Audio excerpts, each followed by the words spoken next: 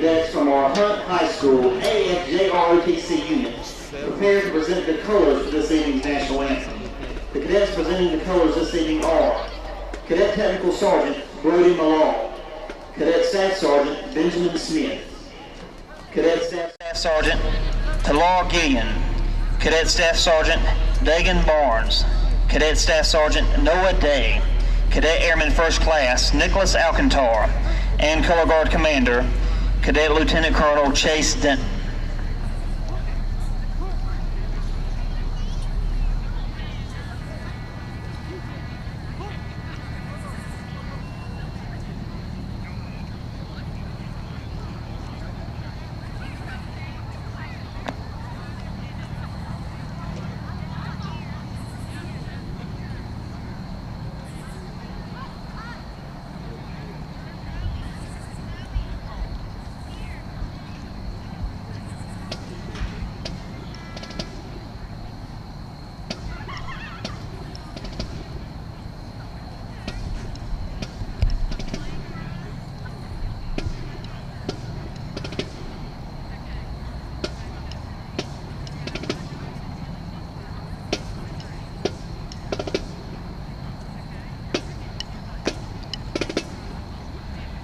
And also, our head coach, Ryan Sokowski, is wearing his pink pants for the 6th year in a row in honor of his mother, who is a breast cancer survivor.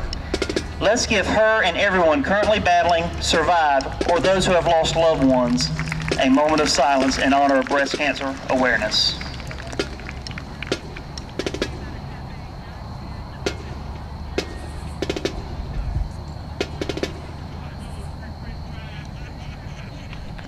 Thank you. And at this time, the national anthem performed by your Hunt High School Marching Warriors.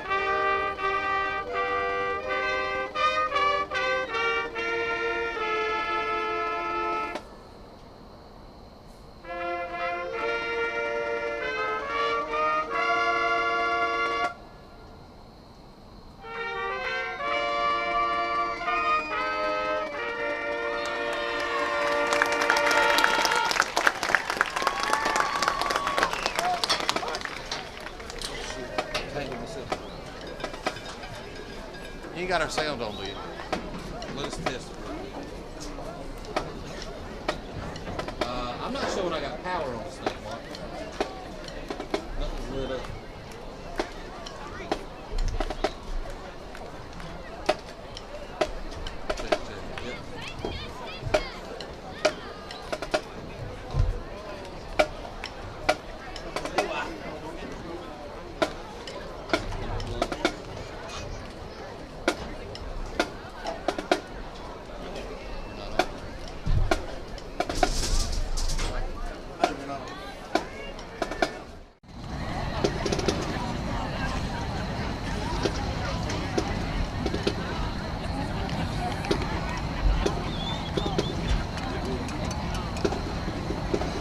Good evening, Southern Nash fans, and welcome to another edition of Friday Night Lights, Southern Nash style. It's Firebird Friday Night Lights, as we are live from Hunt Warrior Stadium here in Wilson, North Carolina, as the team captains for Hunt and Southern Nash make their way to center field, or to midfield, to For the coin toss for tonight, Number 1, Southwest Taylor.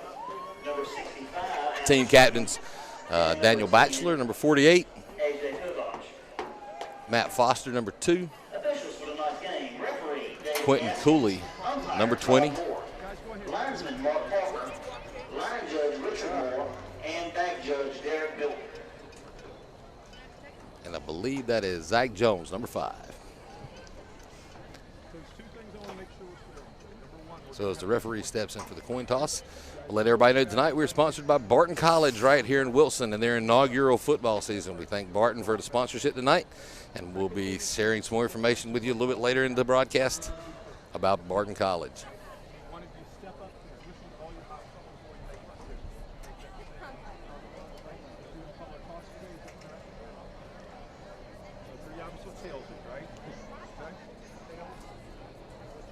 Few instructions.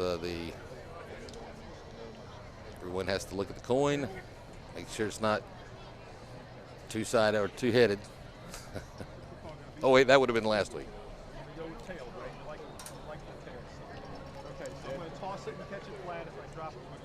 You have called tails, correct? One is in the air. It is heads. You won the toss.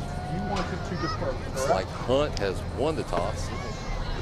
The Warriors have And won the they will toss and they defer will to the defer second to the half. second You half. wanted to receive any, So correct? Southern will get the ball and take a shot at the first blood. So welcome back tonight once again. My name is Brent Cohn. I'm here joined by Nick Lamb. We'll be calling the game for you tonight. Looking forward to that. We are with the Tar River Sports Network and the Southern Nash News.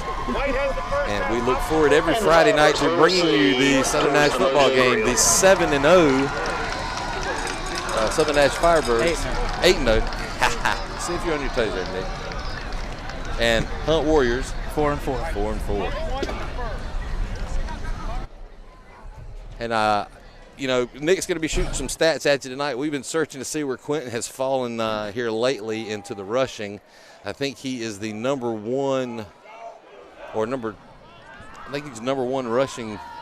back in the state, all classes. And as far as touchdowns scored, the last report there was a couple of quarterbacks somewhere else in the country that were there with Quentin. Not sure after the 6th touchdown performance last Friday night where he stands. We're going to hopefully be able to pull that up for you during the game night, share that with you. But I'm sure that Quentin is looking to add to the 6-point collection tonight as Southern Nash and Hunt both make their way onto the field.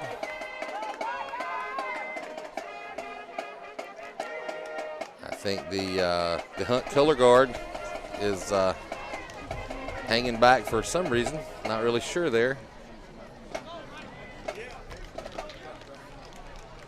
I guess maybe they were thinking they could recover one of Evan Barnes' onside kicks, even though we were receiving to start off with. They're leaving the field. They just found out that's not what it was.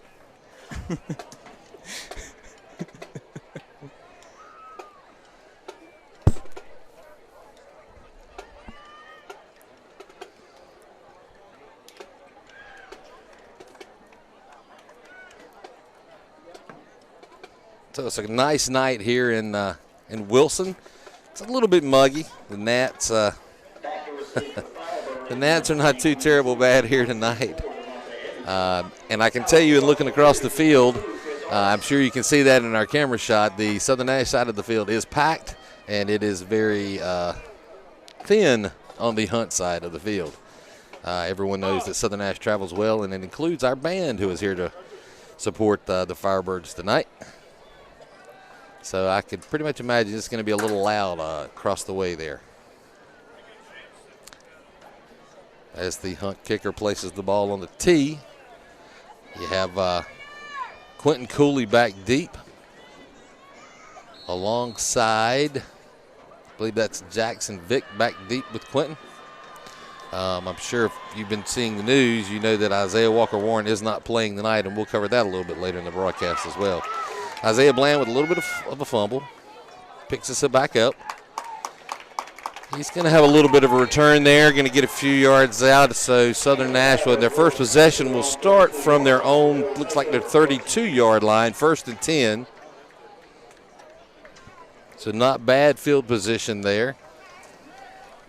As Hunt gets ready to go on defense, I got some of their defensive stats for the year. So far, they have a total of 9 interceptions on the year. That's Hunt does. Mm-hmm. Oh, wow. Okay. And total 21 sacks. So definitely an aggressive defense and a good pass defense there. So we'll see how Southern reacts to that, as Matt Foster will start tonight at shotgun. He stayed under center most of the game last week in the victory over Northern Nash. And the first is a snap to Matt. He'll take it around the end. He's not going to get much at all as he's caught on the end around. A gain of maybe a yard or two. We'll call it a yard. That'll bring up 2nd down and 9 for the Firebirds. Running to the short side of the field there.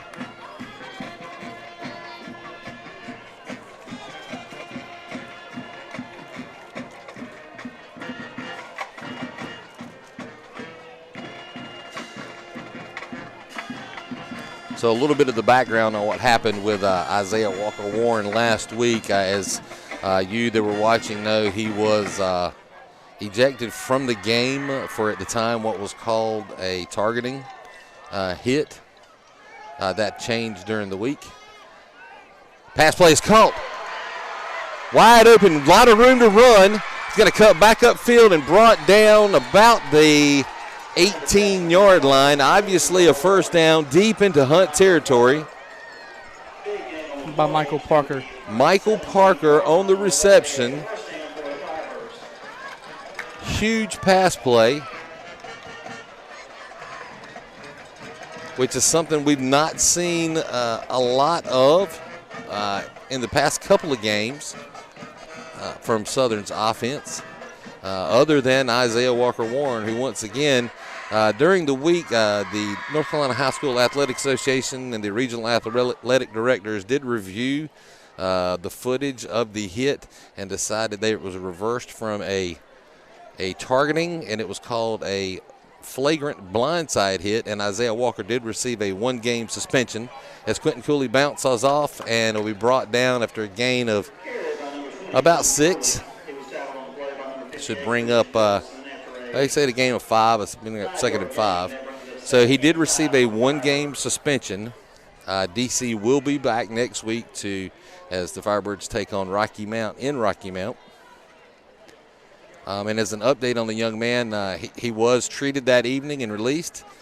He seems to be doing well. He is in concussion protocol, and I know a lot of the players were tweeting and sending out Snapchats that night, prayers for Donovan, as the concern for a fellow football player from the Southern Nash players was powerfully felt as their concerns were voiced. And we're glad that that young man is doing fine, and he'll be able to come back and join the Northern Nash Knights here in a couple of weeks once he gets out of that protocol. So in a runner up the middle, going to gain about 4 on the play, going to bring up 3rd and 1.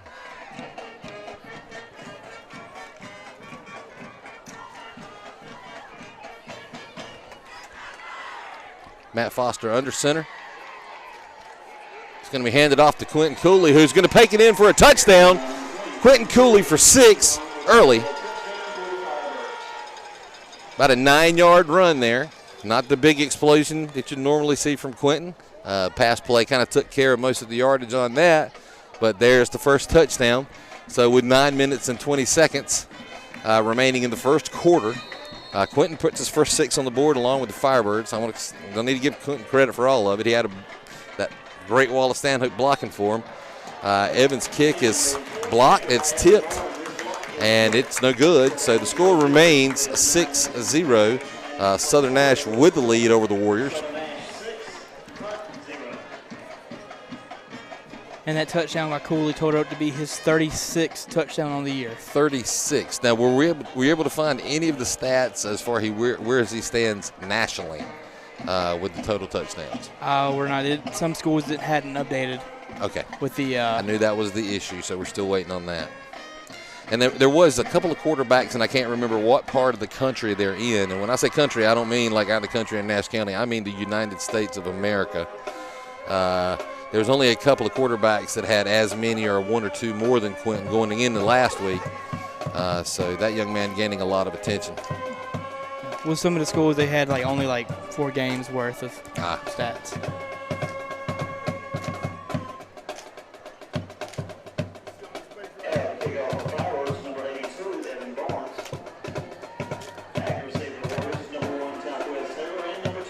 So as Evan Barnes is set to kick off, it'll be the squib kick straight down the middle. It's touched and hits the ground. It's picked up. There'll be a return. Number 4 for the Warriors has got a decent return. He's brought down and tackled by Luke Coble, number 15, from behind. So Hunt will take her over on their first offensive possession. Basically the same starting point that Southern Nash had a while ago, 1st and 10 from their own 32. That was Robert Best on the return for Hunt. That was a nice return. And I'm sure, as everyone saw last week at Southern with the pink and the pink out, this Friday night is pink out for Hunt. So you're going to see a lot of pink. You'll probably even see the coach from the Hunt Warriors on the sidelines wearing pink pants. It's going to be a sweep around the end, number 1. He's brought down at the line by Jason Bland. Gain of about 7 on the play. We'll call it 6. It's going to bring up 2nd down and 4 for the Warriors. That was Taquez Taylor. Hope I'm pronouncing that correctly. Number 1 for the Hunt Warriors.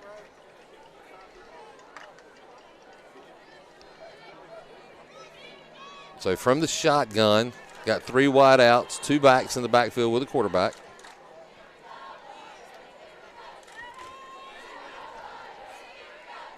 Looks like they're doing the play change.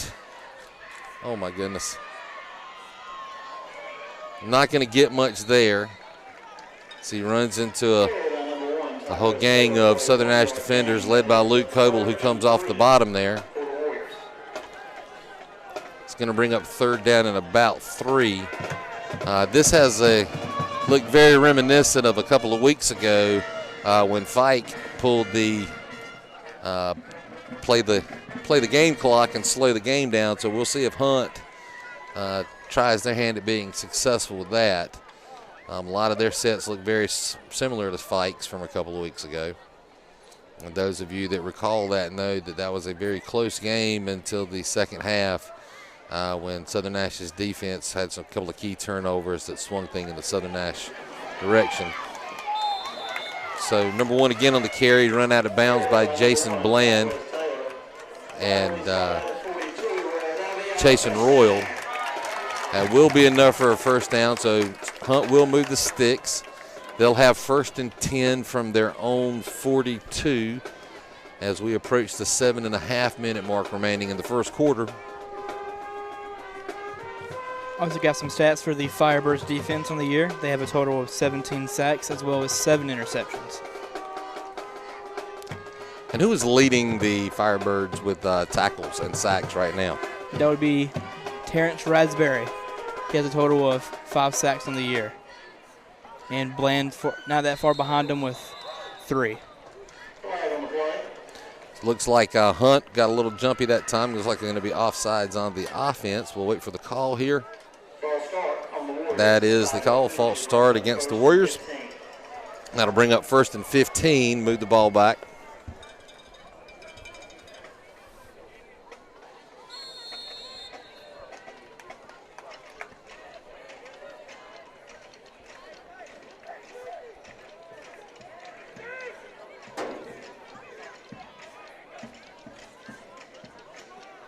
So a pass out into the flat off the fingertips of his receiver falls incomplete. Bring up 2nd down and 15 for the Warriors. Yeah, that's the tight play there.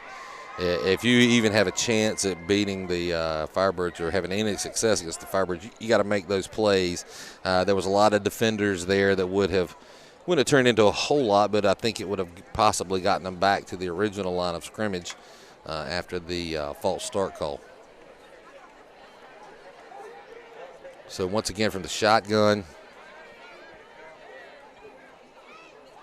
Got a man in motion, single man in motion. The quarterback's going to chuck and try to keep it himself. The ball pops out. Looks like that almost was by design that it popped out. His running back was not where he was supposed to be. Turned into a fumble, recovered by the Warriors. It's going to bring up 3rd and about 13 now. That was an interesting play call. It looked like it was by design, looked like a little toss to the runner. Yeah, it looked like almost like an option, like a weird option with the quarterback.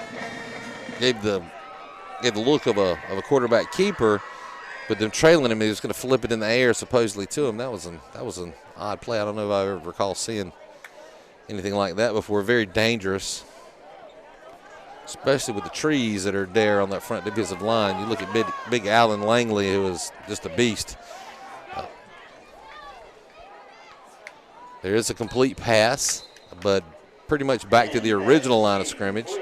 It's going to bring up 4th and 10. Oh, they ruled it incomplete. It must have been a trap. Looked good from here, but I'm not on the field with the officials. So that's going to bring up 4th and 13.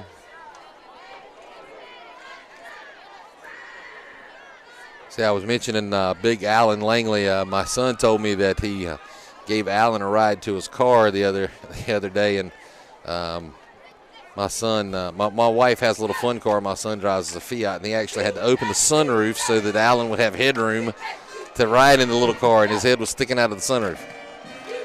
Nice punt from the Warriors. Quentin's going to let that one just roll dead. He thought about picking it up and running with it. I think a little disappointed that he didn't. So going to be brought down dead at about the 21-yard line of the Firebirds, which is where Matt Foster and company will come back out and take over. There was a flag on the field as well. Then they said it was a false start. All the way back. I see it on the other side of the field, all the way back at the 35-yard line there.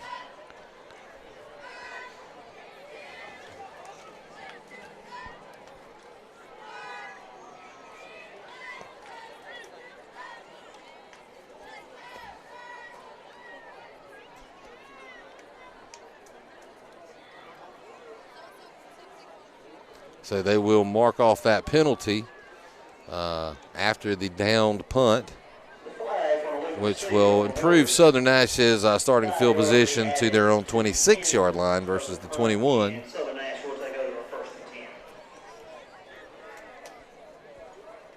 So a lot of field to operate with here. Foster drops back in the shotgun once again. Lone back beside him is Dalen Whitley. Matt Foster tucks it to keep it and run. He's got room. He's down the sideline, and he'll run out of bounds just shy of the 50-yard line. And thank goodness, Matt Foster with the deep run and no flags on the play. He's going to gain almost 30 yards on that carry and move the ball down very close to Warrior territory. They're actually going to call him out of bounds at the 45.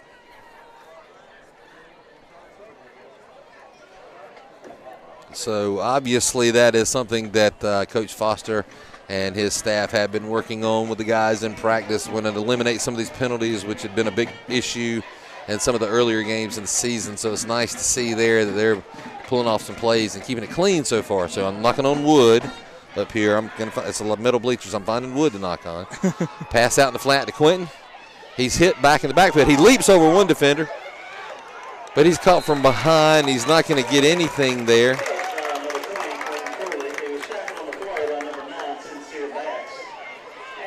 So it looks like a gain of, they're going to give him no gain on the play. They bring up 2nd and 10. Very athletic and impressive to watch, but basically to the land of nowhere.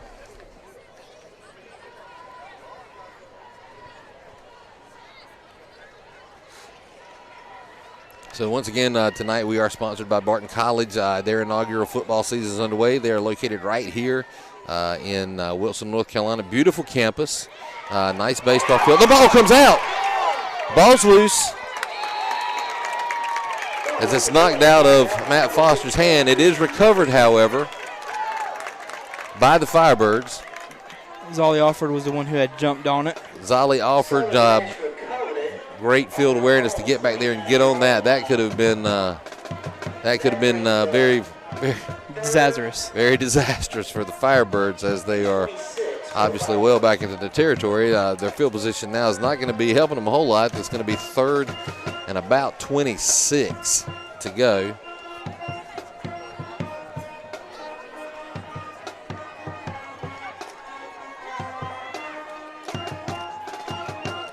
As Matt Foster rolls out again himself, he's caught walked down from behind, tackled from behind. He's going to gain about gain of maybe close to 10. Is going to bring up 4th down. So only a 6-yard gain is going to bring up 4th and 20 as Evan Barnes does come on to punt, something you don't see a whole lot. But 4th and 20 from your own 35-yard line, yeah, I think even that would be a little risky to go for it there this early in the game. And Evan fumbles the ball. He picks it up, and a terrible punt. Looks like he got turned around when he picked the ball up, and it went out of bounds. Basically went out of bounds at the original line of scrimmage. So pretty much the attempt to go for it on 4th down, I'm going to be quiet about. It was risky. Looks like that might have been the better choice at that point in time.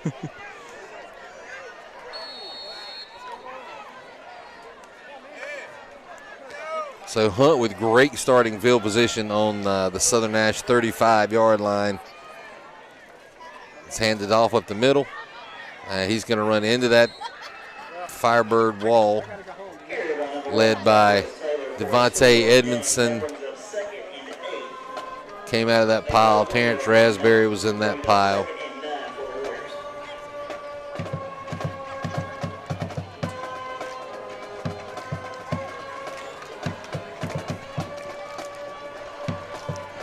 So got a couple of wideouts to the right, a couple more to the left.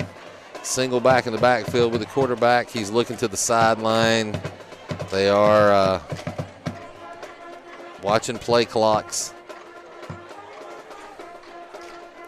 as it clicks down to 3 seconds on the play clock. The play is pulled off.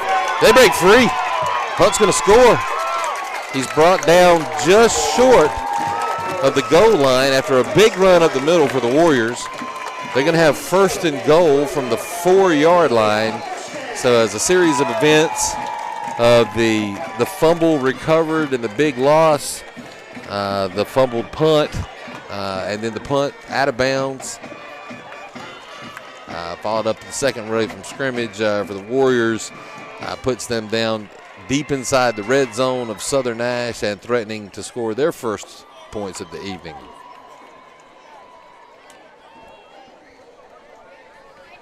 Not an ideal turn of events for Southern Nash. As we watch the play clock wind down again, 3, 2. They snap it off with 2 seconds on the play clock. He's going to run out wide to the right. He's stopped by Jason Bland. And Chasen Royal steps up for the assist, and they force the Warriors out of bounds for going to bring up no gain on the play. They got back to the original line of scrimmage. Still 2nd and 4, or 2nd and goal from the 4. As we watch this play clock. So as we start here, the play clock is now hitting 27 seconds. So as you can see, the Hunt offense is standing around and waiting as it appears that they will play the clock game. They're going to step up from the shotgun.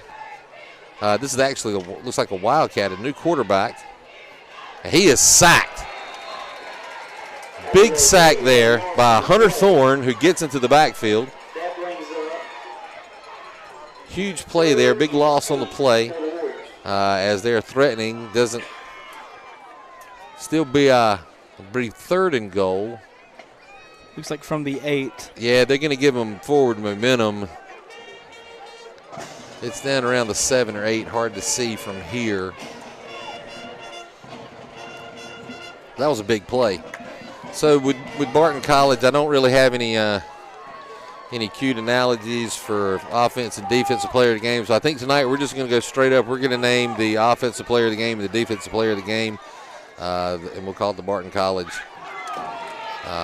Offensive and Defensive Player of the Game in honor of their new football team here at Barton College, which we are very excited about having another college football team here in the area.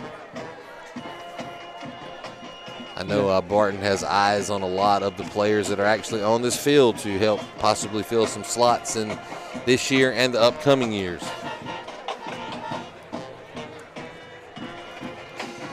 So it's going to bring up 4th and goal.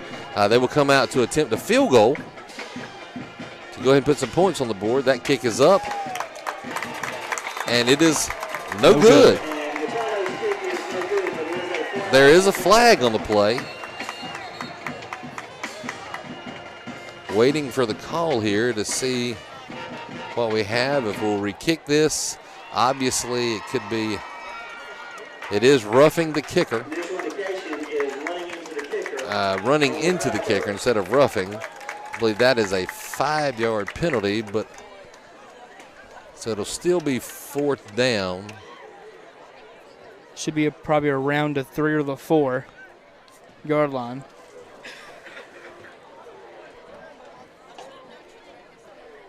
So the difference there, if it had been a roughing the kicker, that would have been a personal foul.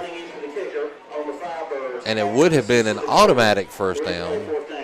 But instead of roughing, it is running into the kicker, which is a 5-yard penalty, still 4th down.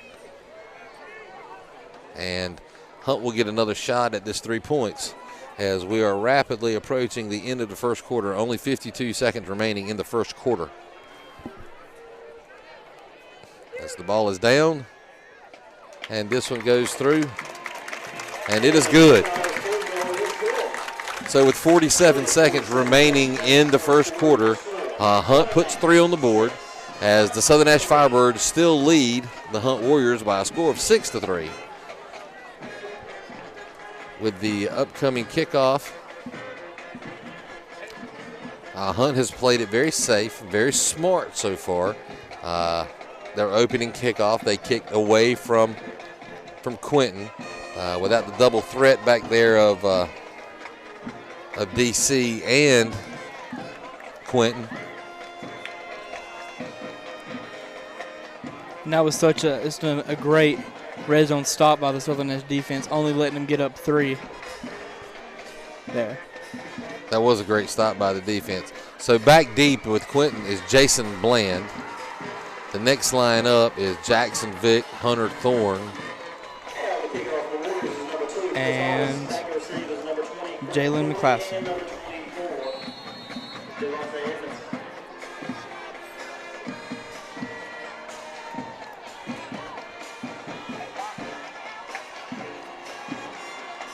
As they kick it out of bounds, there'll be a flag here. So that'll give Southern pretty good starting position. Should be out around the 35-yard line is where they should start. In the past couple of weeks, Southern's had the issues with the penalties, with holding and on defense. And so far, we've only had 1. It's been Hunt with the majority of the flags. And that was the running into the kicker, which is the first time that's been called this year. So most of our penalties have been on the holding and false start. So it'll be 1st and 10, Southern Nash from their own 37. Matt Foster back under center as we've had a couple of offensive issues here. Back to the bread and butter, back to Quentin Cooley as he explodes through the middle for a nice gain. He's going to be out close to 1st down area, but we'll see where they spot that ball. They're going to give him about 8 on the play, actually 9 on the play. It's going to bring up 2nd and 1. Like he had been tripped up on that play also. His foot. Yeah, he had wide open field if he hadn't been, somebody hadn't caught him by the ankle there. And they'll run the same play again. Quentin Cooley, he bounces back this way. He's dragging defenders with him. Those legs are just so crazy strong. So that will be enough for a 1st down as Southern Nash passes over the 50-yard line midfield into Warrior territory. It's 1st and 10 from just shy of the 49-yard line of Hunt. Now Matt Foster relays the play back in. That's the end of the first. That will be the end of the first quarter. So while we're changing quarters, I always like to go over our sponsors for the year. Obviously, tonight's sponsor is Barton College, and this is their first sponsorship this year. This is their first year with the football team with their inaugural season. Just to go through some of our other sponsors here, obviously Smithfield's Chicken and Barbecue and Bojangles are supplying the food sponsors for the Tar River News and Southern Nash Firebirds and the live stream. Also, we have Bottoms Insurance and Rocky Mount, Oldham Motors and Pilot from right here in Wilson Mold and Machine. They're a private company. They did sponsor the fight game. We appreciate their support. Barton College, tonight's sponsor. Southern Bank, who sponsored last week's Northern Nash game. And then Walters Team Realty, which will be coming up at a game later in the year. There's a gain on the play of about 8 or 9. Jackson Vick runs it out. It's going to bring up 2nd and 2. Also, one of our big sponsors, Vandermark Farms, who sponsored our Northside Jacksonville game. And our newest sponsor, who will be sponsoring next week's game versus Rocky Mount, is Low Country. He will be marked down at the 23-yard line, where that'll be a first down for the Firebirds. A nice run by Quentin Cooler there with a big gain, well enough for a Southern Nash first down. This time it's handed off to number 5, Zach Jones.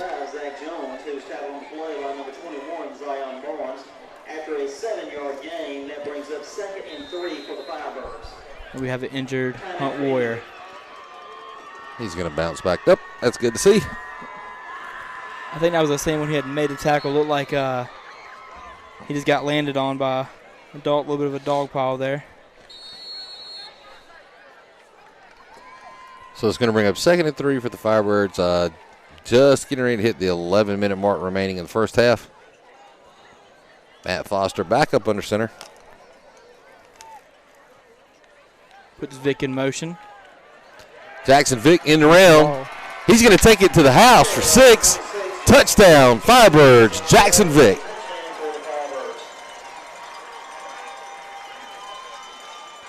So with 10:55 remaining in the first half, Jackson Vick puts another 6 on the board as he leads the Firebirds on that last run.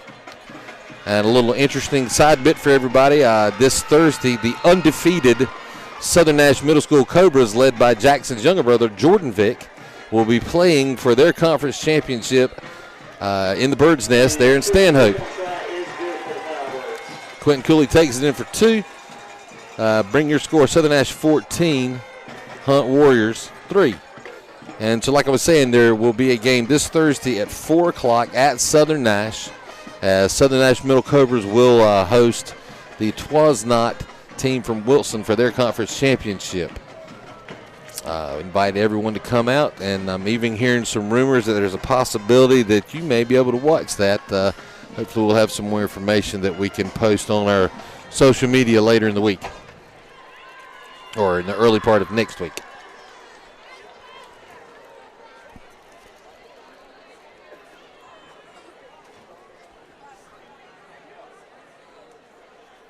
So in our final sponsors, I'm running through the list, is All Star Sports, Mr. Roger White from Nashville, North Carolina, who provided us with our lovely uniforms for our crew, the Southern Nash News crew here that's calling the games and running the cameras. So a high kick is fielded by Hunt. A missed tackle early. He's got a little room to run. Isaiah Bland is going to slip through his fingertips. He's going to be knocked out of bounds by Evan Barnes, the kicker. But a huge return for the Warriors into Southern Nash territory as they will take over 1st and 10 there from the Southern Nash 47-yard line. So Devon McCann on the return there.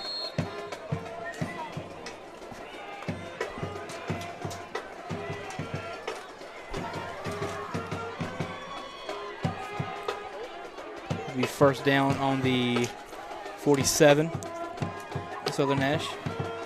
Back from the shotgun. Gain of, like with a gain of about maybe 1.5 yards, maybe 2 yards on the play. We'll call it 2nd and 8. One thing that I was paying attention to there was they actually ran that play with 12 seconds left on the play clock instead of running it down to 2 seconds. Maybe trying to get it a little closer before they play the time game. Yeah, 14-3. You don't want to down by basically 2 scores. I don't know if the slow down the game thing is going to really work for you. So like we saw when Fight was doing it, they had done it when the game was tied mostly. Oh, they were either in the lead or tied. You're exactly right, Nick.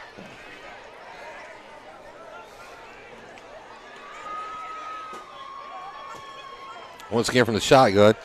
On the option, the quick pitch. Got room to run. Slips through the fingers before he is brought down.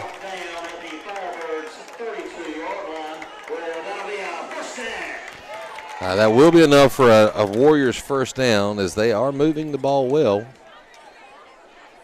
1st and 10 from the Southern Nash 32-yard line.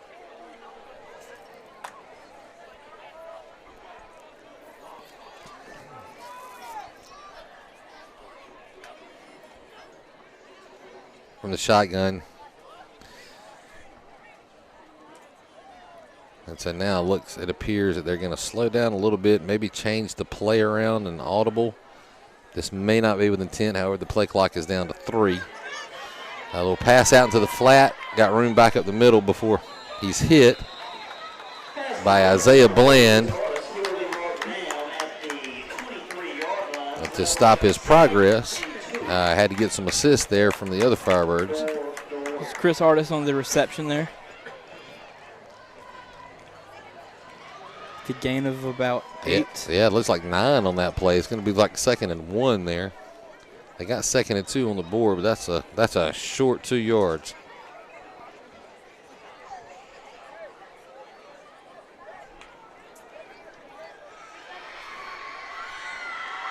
So using some audibles here, and once again the play clock running down. Oh, the ball's fumbled. Big hit. Looks like it was supposed to be a handoff to the back end motion. Either the quarterback or the back end motion thought that they were supposed to either give or get the ball. Anyway, the miscommunication there caused the ball to come out. So that's going to knock them back a couple of yards, make it 3rd and 4.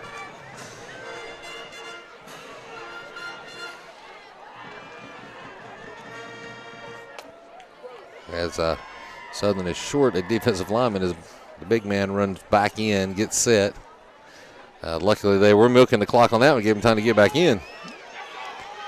Not a lot of room this time. Another flag comes flying in. Tackled there by Hunter Thorne. That's along the lines of a hold or a block in the back, and it is a hold against Hunt. So that's painful for the Warriors, as they had a lot of momentum moving the football well. Had back to a 2nd in that short 2 yards that we talked about. I think that was declined as well. Yes. So they're going to let him kick the field goal. So Southern did decline. That'll bring up 4th down. So bring up 4th and 7 for the Warriors. So a big decision here. Don't know if they have a kicker. Obviously, that much leg, that would be that's a 40-plus yarder there. So they're obviously going to go going for it here. Try to get that first down. Got 4 guys out wide, a single back in the backfield with the quarterback, and he's working from the shotgun. Another audible here. They're switching things up. Letting the play clock run down. It's down to 5, 4, 3, 2. They're going to get that off at the last second. It's a pass back across the middle deep. It's caught. That's going to be enough for a first down. A great play across the middle by the Hunt Warriors on the completion. It's going to bring up 1st and 10 from the 11-yard line. Davon Can. 2 big receptions on this drive that were well enough for first downs.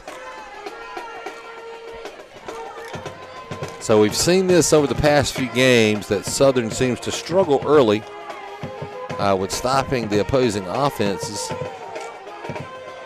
It's like they're having a hard time getting settled in and settled down. These teams are calling a lot of audibles, switching up plays. We've seen a lot of that, which is what they're doing right now. And once again, the play clock is down at 4 seconds, 2, 1. And they snap the ball with basically no time. But that's going to be thrown for a loss there on the handoff. So that's going to put them a little bit further from that goal line. It's going to be second and about 12. And a Thorn on the stop there as well.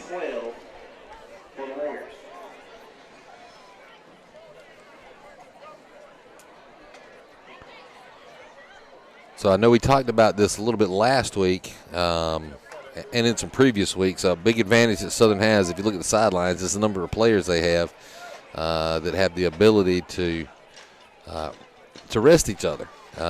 Nobody plays full-time both ways, where a lot of these teams have full-time both-way players. This is going to be a sack. Caught in the backfield by Terrence Raspberry, assisted by Luke Coble and Dalen Whitley. And also Hunter Thorne steps out of that play. Initial hit was Terrence. So another big play by the defense to drive Hunt away from that end zone. So like I was saying, Southern does have that advantage of their opponents have been getting winded. Of course, Southern's defensive leader is missing tonight in DC, Isaiah Walker-Warren. As you see, Matt Foster is actually the safety. As Hunt spends their first time out of the half.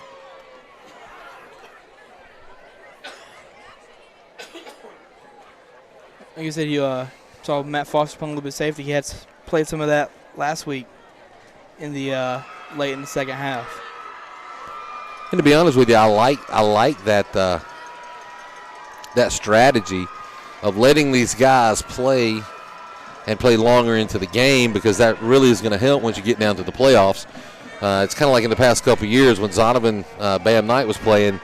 He didn't see much after 3 or 4 minutes into the third quarter. I mean, that young man still had over 5,000 career rushing yards, but never played a fourth quarter except for in some playoff games. And even all the playoff games, he didn't play a lot of fourth quarters. There were some he didn't play in the second half. But so you got your conditioning, you got your both ways. It's kind of like getting in your reps into positions on both sides of the balls. He's spreading the wealth. You've got your key players, you got your true starters, but you've got these other individuals that are playing some, not full-time both ways, so you're keeping legs, but you're also sharpening minds. So I really like the strategy that Foster uses there.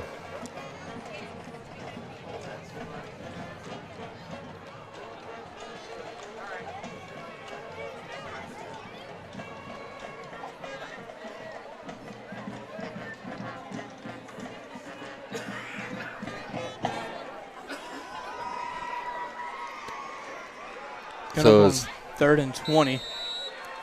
Yeah, so a big play here. They converted a while ago on 4th and long. It's going to be a reverse. Got room to run. Hunter Thorne slips out of Devontae Edmondson with the tackle. It looks like they're going to get him for a horse collar.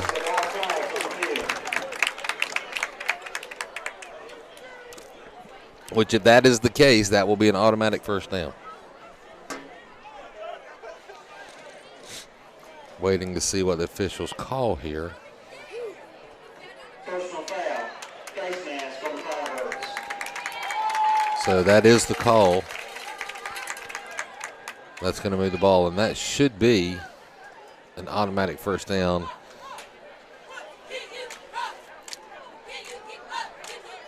I'm not sure if this is half the distance. It is half the distance.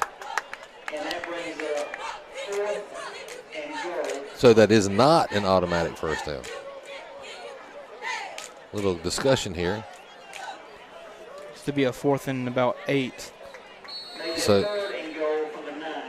So it'll be a 3rd down and looks like about 8. They can get a first down. The line to reach is about the 1.5, so they can have a conversion here. However, so I guess they call that incidental in a 5-yard penalty. That was not half the difference. That was a 5-yard penalty, half the distance. Marked off the 5. It kept it down. As he splits back up the middle, and he's going to be caught from behind. He's going to be awfully close to that first down yardage, that line to reach I was talking about. It was C.J. Joyner on the carry. 6-yard gain on play, bringing up 4th and 3 for the Warriors. So that's 4th down and 3 after a 6-yard run. Once again, they can't. The line to reach is about the 1.5. They actually can get another first down here without putting it in the end zone. So been very methodical play selection by the Hunt coaching staff.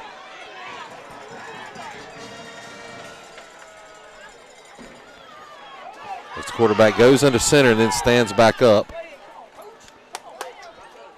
And Hunt will burn their second timeout of the half. Timeout, Hunt. And that's with a 3-minute, 44-second point here left in the first half. 3 minutes and 44 seconds remaining in the first half. Looked like he was trying to possibly draw them off sides. Did not work. Which even, I'm not sure that the offsides would have got him. That would have been a half the distance. I think that would obviously got him closer to that first down marker. But I don't know if that was quite enough as they're at the 4 and they've got to go just about to the 1 to get that first down. Kind of interesting, I think, that they're kicking a field goal and not going for it, being at 4th and 3 and being just about on the 4-yard line of Southern's. Yep, so that'll be about a 21-yard field goal, and it's good.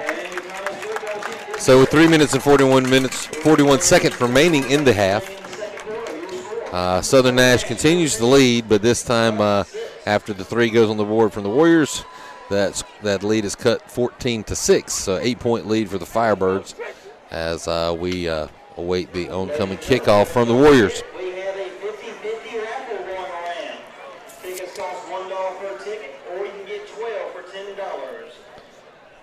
$10. So far we've got it's been kind of one of those slow, methodical games. You had one big pass play from Matt Foster to Michael Joyner on that big pass play. So not a lot of excitement as of yet. As it seems to have been typical here in the past few, Southern started off on gangbusters those first few games of the season, but here in the past few games it's kind of almost a slow to get start, kind of the methodical thing, and all of a sudden the big plays break, and then it's on. Nice deep kickoff to Jason Bland, who's off his hands, and it goes out of bounds, off of Jason Bland's hands. So that will be Southern's deepest starting position of the night as they'll take over 1st and 10 from their own 10. I think if he would have left it alone, it might have rolled out around the 3 or 4. That was a smart play by the Warriors kickers to obviously keep it away from number 20 over there. I forget his name.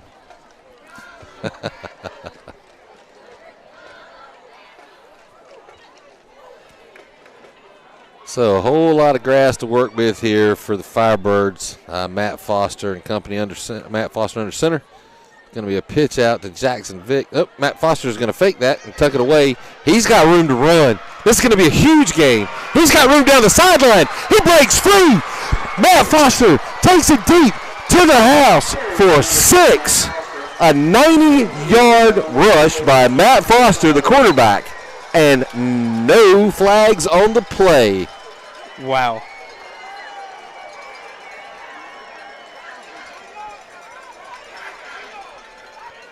Huge play by Matt Foster. He had me faked out for sure. I thought he had handed that ball off. I did too, because I saw Vic get stuffed up, and Foster just kept on running. So a 90-yard touchdown run by Matt Foster, his biggest run of the year. As a quick strike with 3 minutes and 24 seconds now remaining in the half, as Evan Barnes on for the PAT. And this one will be good. No flags come out. Encroachment. They're going to give him half the distance. And because of that, the kicking squad will leave, and Brian Foster will go for the 2-point conversion.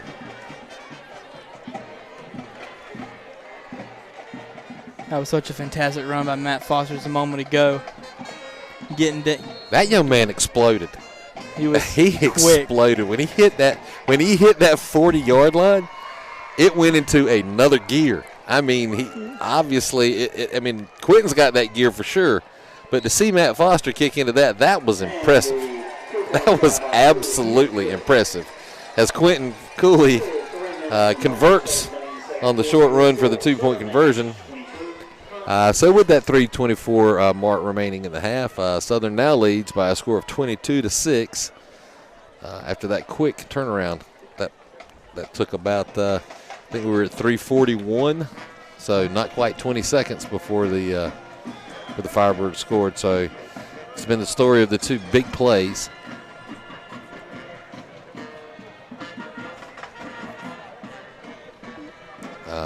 And Matt Foster responsible for both, or a big part of both. The big pass play a little earlier in the first quarter for the first score of the night, and then that big 90-yard run. So Matt Foster, it is, I love Quentin, but it's nice to say Matt Foster's in the lead for Offensive Player of the Game right now, and he's a long ways out in front. Interesting about the big reception, as usually average. A deep kick. Sorry to cut you off there, Nick.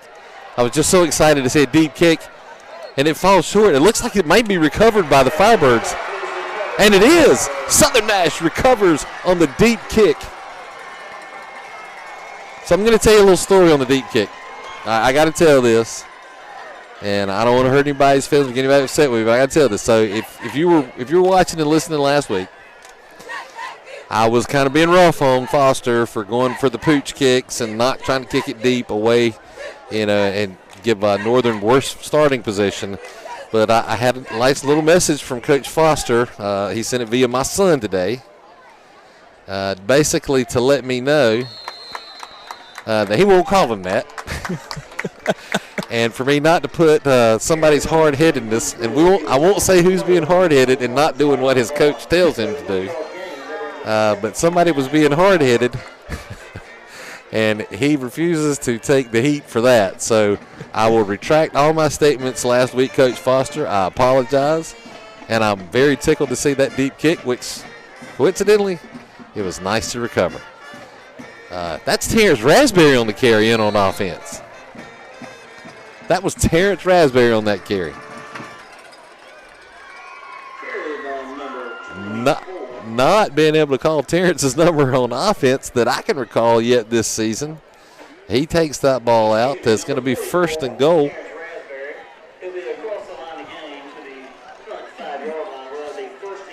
And with Isaiah Walker-Warren missing on offense, you're going to see some of these guys that have had some offensive action in the past get back in as Quentin Cooley takes and tucks. He cuts back up the middle, and he's going to score.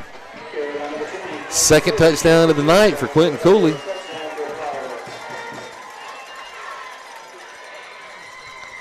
His 37th on the year.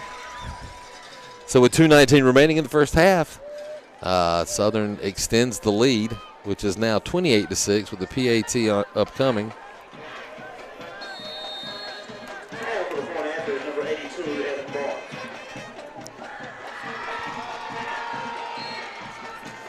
So once again, it looked like there was going to be encroachment again against Hunt.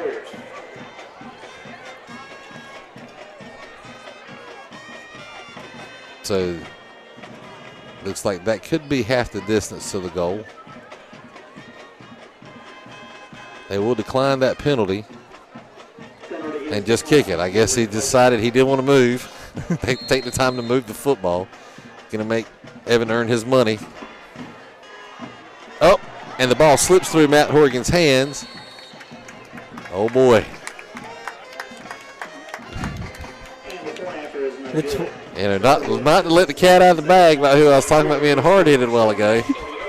But he may want to stay down the sideline for a few minutes there. I'm a big fan of Evan Barnes. But he done got me in trouble now with Coach. I'm about to back off a little bit. Nah, I still love that kid. He's a great kicker. I think he could do something definitely beyond high school with his kicking game. He has a great leg, but apparently he needs to maybe listen a little more. More with his ears and let his ear work match his leg work. So the score remains 28-6 after the missed PAT. Flags fly in again. I think that's going to be a false start on Southern Nash.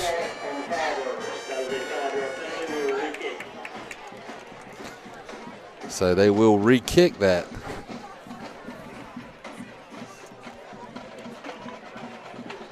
And I see the Hunt Warriors that are back deep discussing things right now. I'm sure it's, hey, secure this football. We don't need to give up that big play again.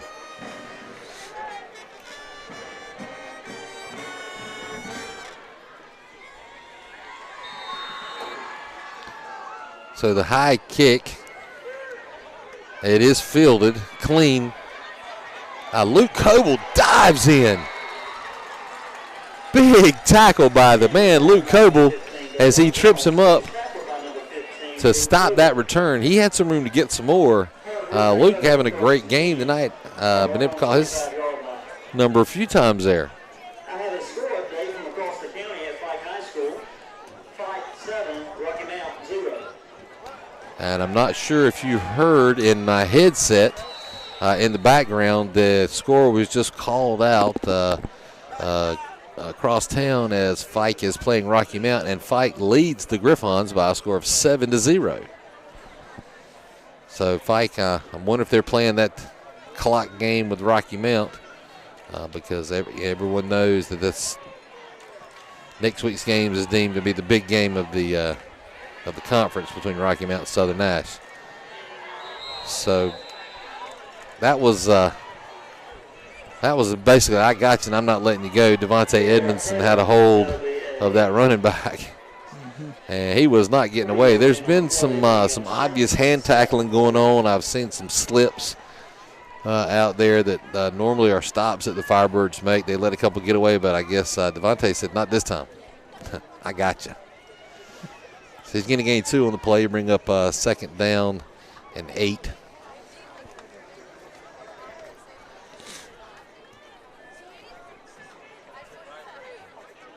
From the shotgun, running that play clock down. Nice little run as he slips. Had some room, but slipped up. It's going to be out close to that 1st down marker. Let's see if they did reach. No, they did not get to the line to reach. It's going to bring up 3rd and about 1. They are on their own 36-yard line, as the Firebirds do call timeout, their first of the half. So with 1:22 seconds remaining, the score is still 28-6. Firebirds leading the Hunt Warriors.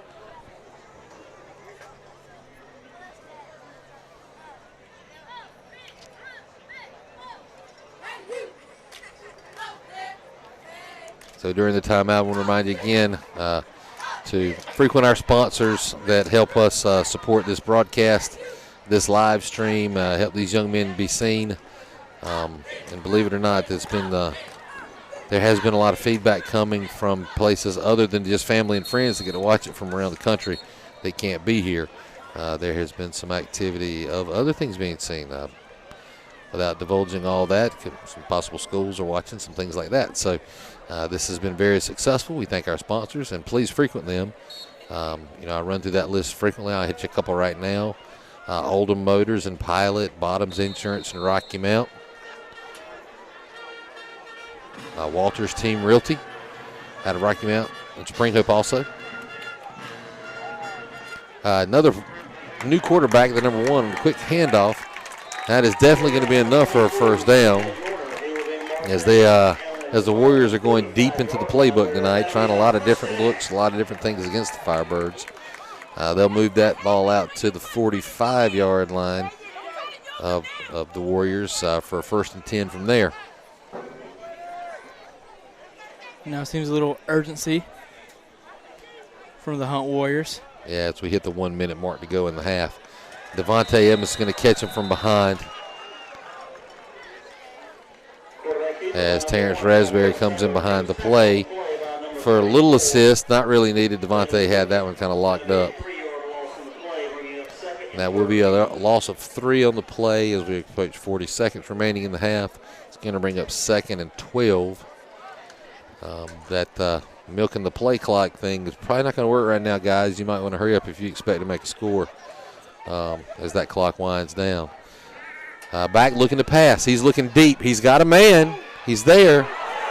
And that ran into the defender. Ran into Matt Foster back deep. I think they're going to rule that uncatchable as it was well overthrown. I heard a lot. We're over here on the Hunt, in the Hunt stands in the press box, and hear a lot of disagreement there for a possible pass interference. But that ball was a good 10 yards over that young man's head, which that showed kind of a gun there from their quarterback. That was a nice deep throw. Be something to see if they go back to in the second half. He had him open too. So 3rd and 13 here with 20 seconds left in the half. It's going to be a handoff up the middle. Got a little room. Hunter Thorne misses a tackle there, but he is tripped up by, trying to see who that is, number 6, which is Jalen McCloskey. Jalen McCloskey, that's it. Shooting from memory, we got kind of put out on the wing tonight. We don't have a little table to keep our books, so we're struggling through a little stats. But man, Nick's doing a great job here of helping me out with names. I'm old, I can't always remember names and numbers. Not to mention they change them from week to week too. So for some of the players, called their last timeout with 4 seconds left. All right, so I guess they're going to bring in Aaron Rodgers for the Hail Mary to end the half. I will say that kid, the quarterback, that number 10, what's his name? Number 10 is AJ Kovac. That kid's got an arm. That was a deep throw. It's a possibility he gives it a try. I don't think he can throw it. We're talking about probably a 56-yard throw. That's a long ways for a 17, 18-year-old arm. Never hurts to give it a try, though. Probably going to see a little misdirection. This will be the last play as the clock was changed to 2 seconds remaining. Drops back deep. He slips a couple of tackles. He's still on his feet, but he's going to be tripped up by Hunter Thorne. So Kovacs will go nowhere. And that will end the half with Southern Nash leading the Hunt Warriors 28-6. So the first half has been a half of big plays. You had the big pass play from Foster to Joyner that led to a touchdown, Quentin Cooley touchdown. You had the Jackson Vick sprint around the end down there for a nice run that was the next touchdown, the 90-yard run by Matt Foster. And then the big play defensively or special team-wise was the kickoff recovery on the fumble from the Hunt Warriors. So as we go into half, I guess we're going to be showing you possibly the halftime show there. So we're going to take a break here.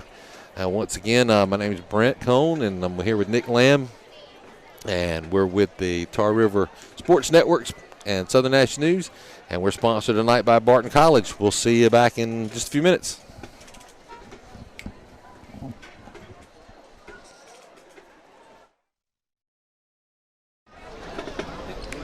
What's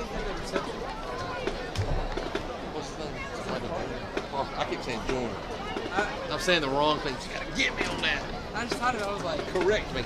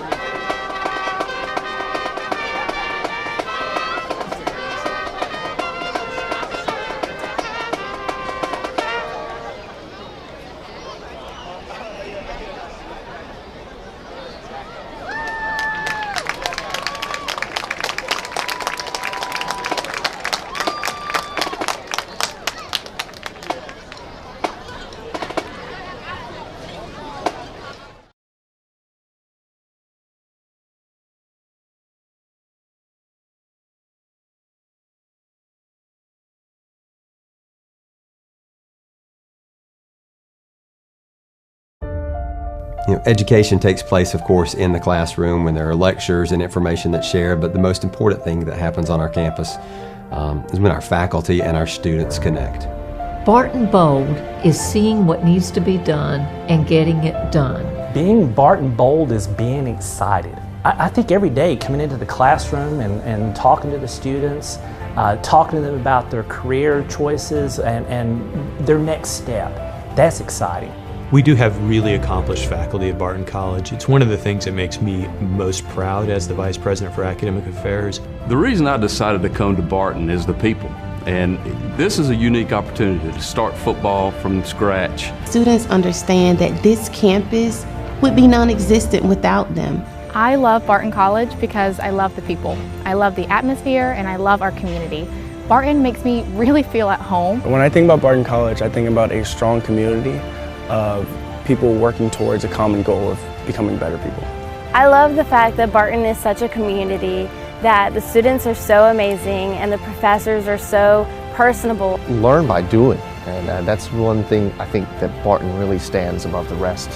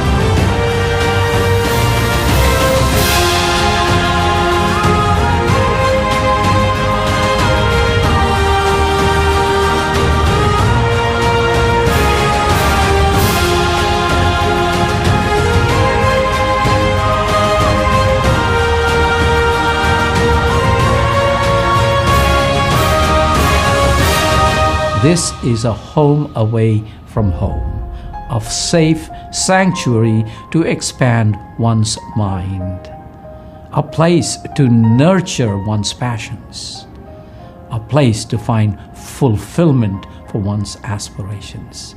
This is what makes Barton special. Why would I invest my time in Barton?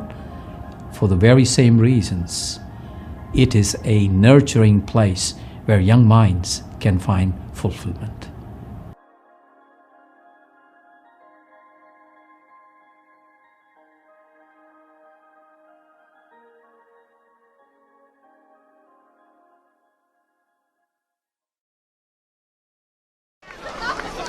Center back. Once you said that, I did the magic one.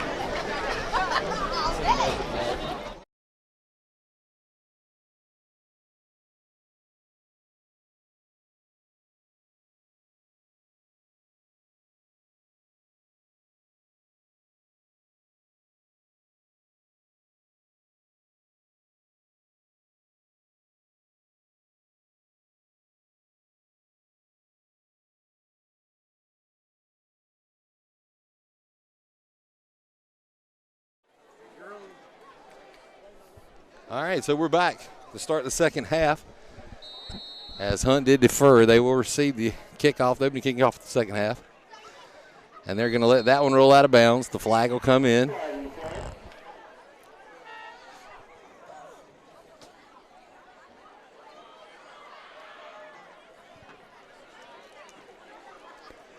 So Hunt will take over with pretty decent field position.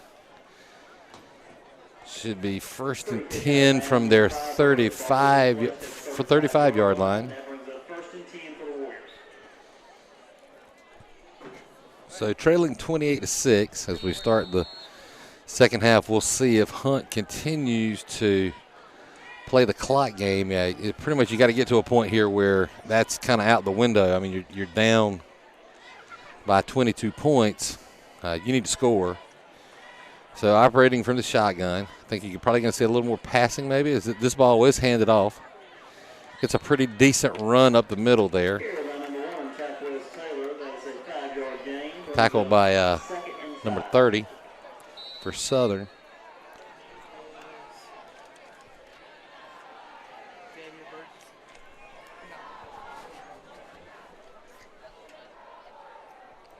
Sorry about that, Nick. I had your microphone turned off. My bad, buddy. It's all good. Tackle was Xavier Burgess. And I know you've got fans listening that love your voice, so I hate to turn it down on you. And they know who I'm talking about.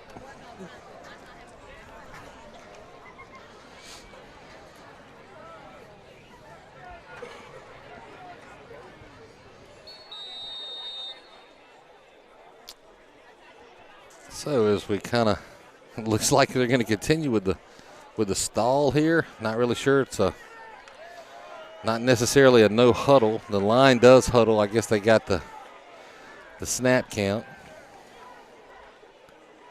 They're still looking to the sideline. So Hunt's kind of sticking to the game plan they started with.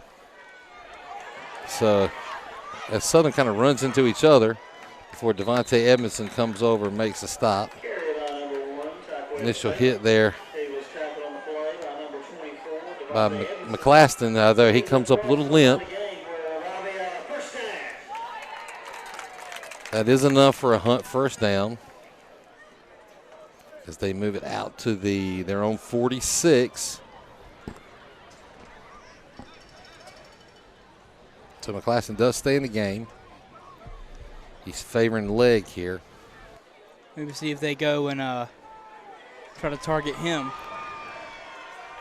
Don't know if they picked up on that. We'll see. As they have two wideouts to the short side of the field, one to the wide side, two backs in the backfield. There's a quick screen pass, and Hunter Thorne is there for the stop. And that will be a loss of about a yard on the play. Bring up second down and 11.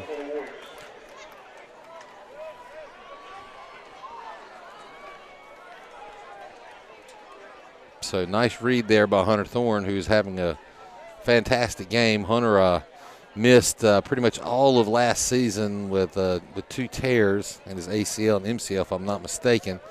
So he was out with injury. So it's nice to have him back this year for his senior year, and he's really having a great season. Almost caught from behind by Dalen Whitley. However, that did break down the momentum. The tackle was made there. Still a slight gain, but not back to the original line of scrimmage. It's going to bring up third. And we'll still call that 11. It was about 11 and a half or 12 yards on the second down. So we'll call it third and 11. Still operating from the shotgun.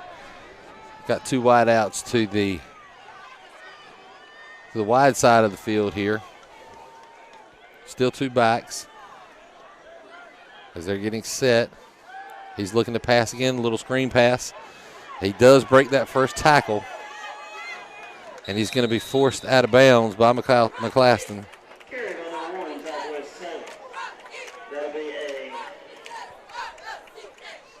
As Southern does seem to be having a hard time reacting to that screen. Hunt's had a little success with that there. So that's going to bring up fourth and about 2. A little discussion here. Obviously, it looks like they're going to go for it as they are in Southern Nash territory on the Southern 46-yard line.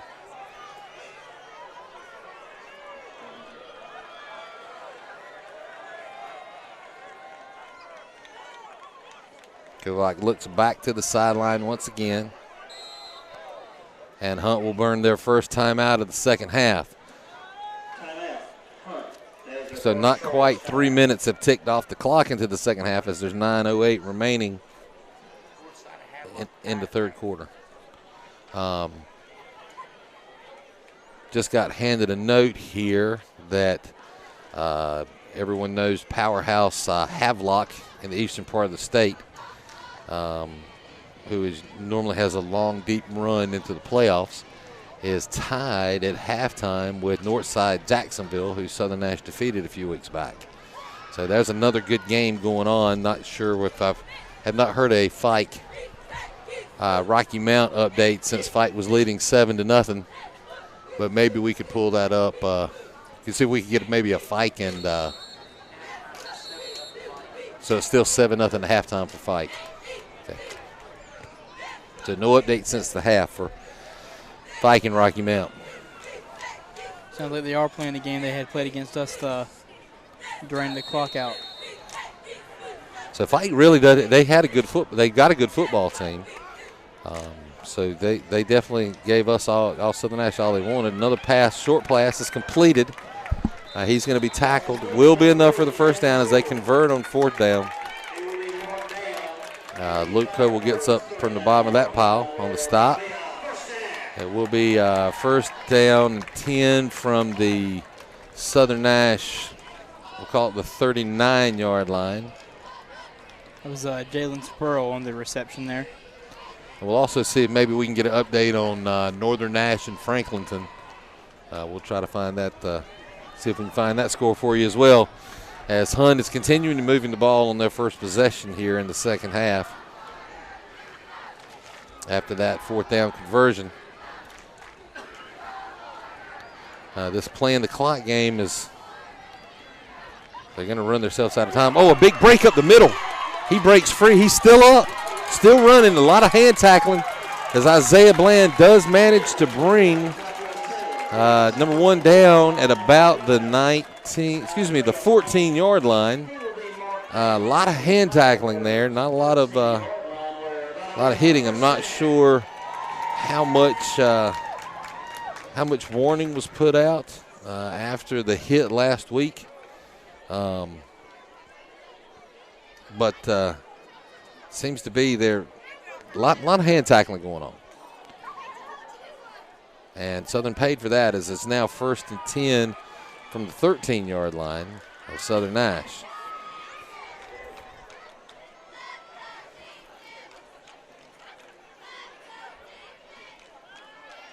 So a pass into the end zone is knocked down. Great pass coverage by Jackson Vick as he is able to come in and break up that pass play over the top. So that's going to bring up 2nd and 10 for the Warriors from once again from the 13-yard line. So Jackson Vick stepping up big. That was a sure touchdown pass right there had Jackson not stepped in and made that stop.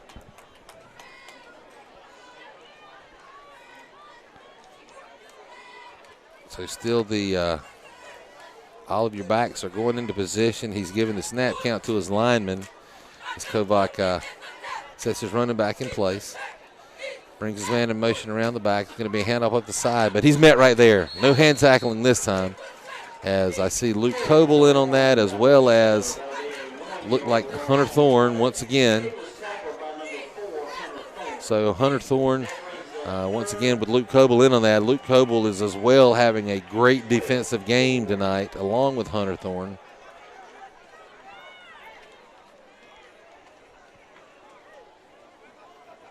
So a lot of tackles tonight and assists for those two young men. Devontae Edmondson is having a great game. Terrence Raspberry had the big sack earlier.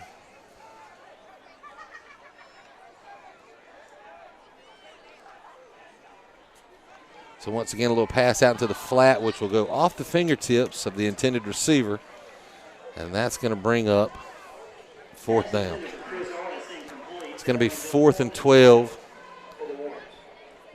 So I think, looks like they're going to bring on their field goal unit. As I see number 99 step in, this will be a 32-yard field goal attempt.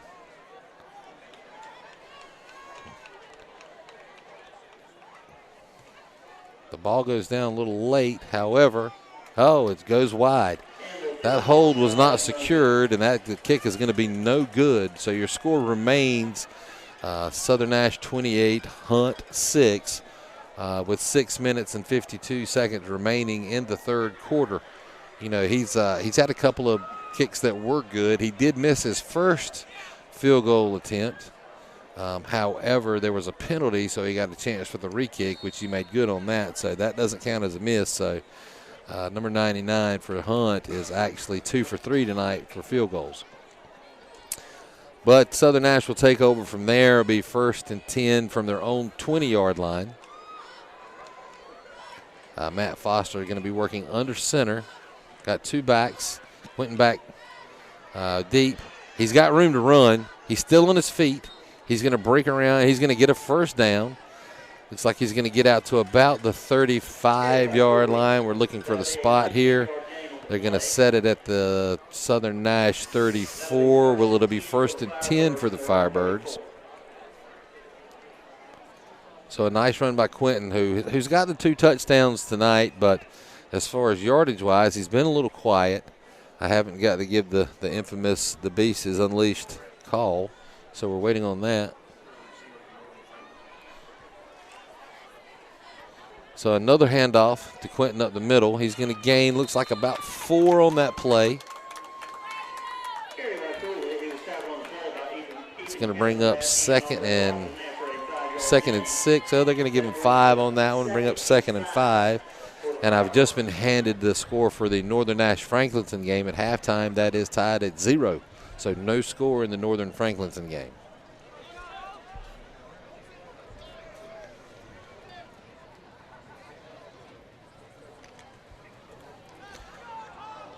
So Southern Nash back to operate. Matt Foster under center. He has Terrence Raspberry in the back. He's got Quentin Cooley again carrying the ball. He's tripped up. It will be enough for a first down. He's going to get that out to about the 48, maybe the 49-yard line. They're going to spot it at the 48. So it's 1st and 10 for the Firebirds from there. And I mentioned earlier in the live stream that some of the rankings came out this week. Southern Nash ranked 5th overall in the state.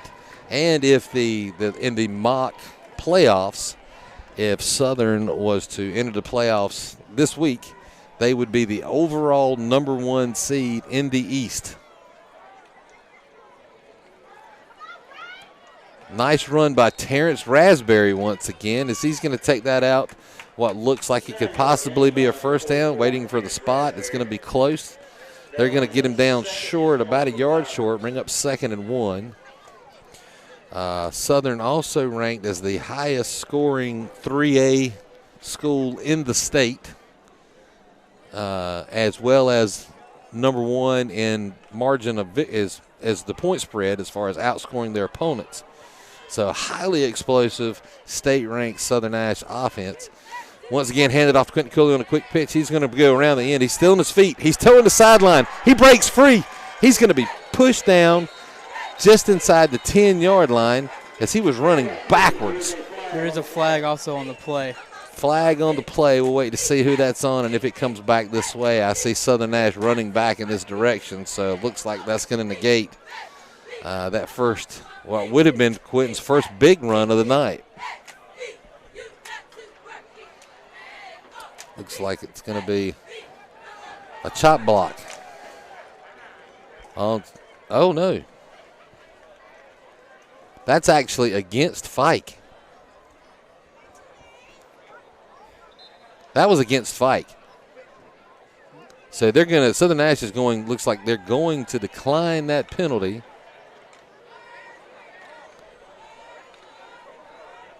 And that run will count for Quentin Cooley. And that will bring up 1st and goal. 2. They actually tacked that on at the end of the run, half the distance to the goal. So Quentin will get credit for the yardage. It'll be 1st and goal from the 5.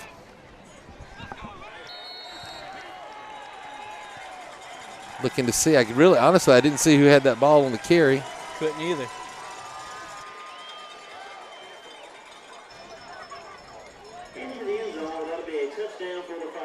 Not really sure who carried that ball. I don't think Quentin was in on that offensive set. So from our angle, we could not see who carried that ball in. Could you back that up and see who carried that one in for that touchdown? We did not pick it up. We're not able to do that. Another low kick, and it's going to be blocked. So a lot of struggles with the snap and the hold there tonight on the PATs tonight, as that's another PAT that falls no good. So with 4 minutes and 16 seconds remaining in the third quarter, Southern Nash extends its lead over the Hunt Warriors by a score of 34-6. So my apologies for not seeing who picked up that touchdown. We'll actually see if we can get that for you.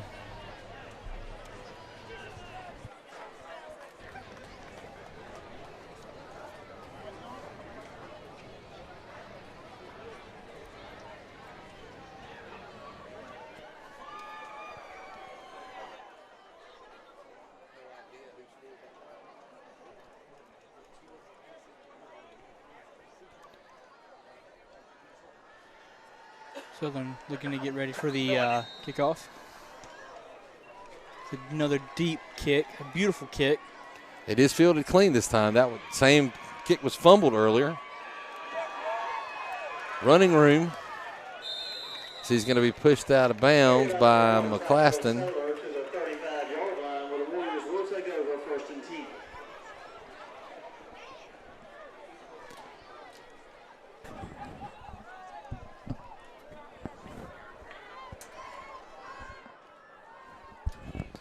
So Nick is going to go over and check with the official statistician and pick up who got that last touchdown. Not sure that even the announcers here picked that one up. So we'll get that back to you shortly. As Hunt now operating a new quarterback in. That's going to be an option pitch. He's going to be tripped up. Looks like Jason Bland on the initial hit. But also in on the tackle once again, Luke Coble was there. There will be a loss of 1 on the play. Luke and a few other Firebirds from that defensive secondary, the linebackers there, in on that stop. It's going to bring up 2nd down and 11 for the Warriors.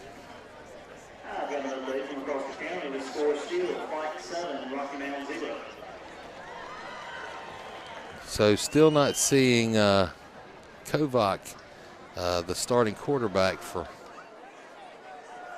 Hunt, in the game. They're not running a Wildcat, so not sure what's going on with him. Flag comes out. It's going to be a delay of game against the Warriors. It's going to back them up 5 yards, make it 2nd and 16. Kovac has been operating that offense right down to the wire, taking snaps with 3 to even 1 second remaining in the play clock, but still don't see him in the game. Not really sure what's going on there. It's going to be a run right up the middle into that wall.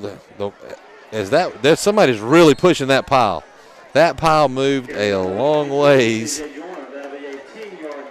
Looks like it's what looked to be barely back to the line of scrimmage, turned into a 10-yard gain. However, after the penalty, that's going to put them beyond the original line of scrimmage, but still with a 3rd and about 6 or 7 to go.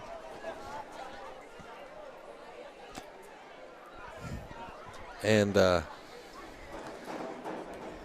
ball's going to be spotted on about the 39-yard line for Hunt.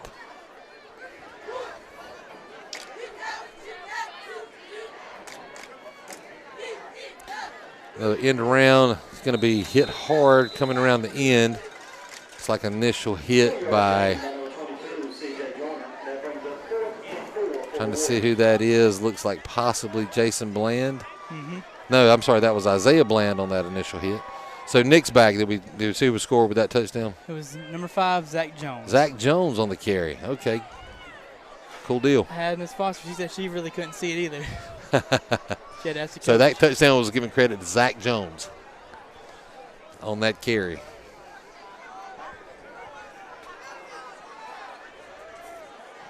Not mistaken, that's his first touchdown on the year. No, I think he's had one earlier in the season. I think he has. Or were you're looking at stats, you know? So he's had no recorded touchdowns? He's usually Bland. Austin had one. Okay. Vic has a couple. Cool deal. So timeout on the field. And during the timeout, once again, we'll run through our sponsors. Tonight's game sponsored by Barton College. Barton with their inaugural football season this year. Any of you high school seniors, even juniors that are out there, I would invite you to come to Wilson and tour this beautiful campus here. They have a lot of the art center. A lot of the amenities of campus are very nice. Wilson is a great town to live in. Nice community. A lot of local events that go on with the you have the Wilson Tobbs baseball team, as well as all of the Barton activities. Nice shopping centers out on 264. So Wilson and Barton College, a great place to live and get that higher education. So I would really encourage you juniors and seniors who are looking to advance your careers and take your step into your future to give Barton College a look and see what they have to offer. I've got a lot of friends that went to Barton College and have very successful careers in a lot of different fields. So Kovac is back in. That throw comes out. It will be incomplete.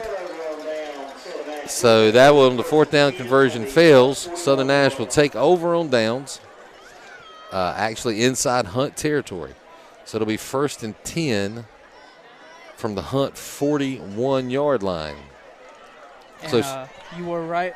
I did double check. He had one. Zach Jones has had another touchdown week 2. He had a 50-yard rushing touchdown. I thought I remembered Zach with a big run earlier in the season. So Zach with his second touchdown of the season. Good thing I brought all my notes.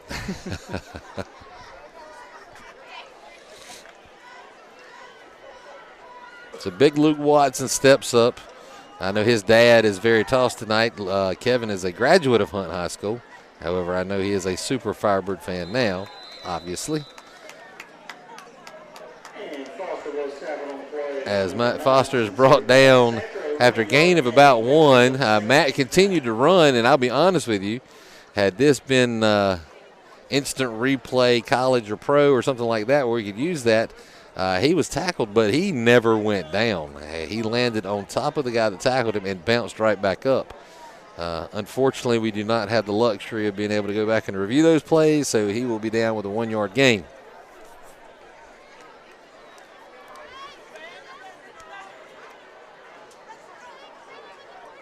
So we got a handoff again to Quentin Cooley. He's caught by the shirt tail. He's trying to pull away from it, and it's going to take, I count 6 Hunt Warriors, and one of them is actually going to come up a little limp on that one, slow to get up after the Cooley run. He's only going to gain a couple on the play, so it was a nice stop. That's going to bring up 3rd and about 6. So they'll give him 3 on that carry.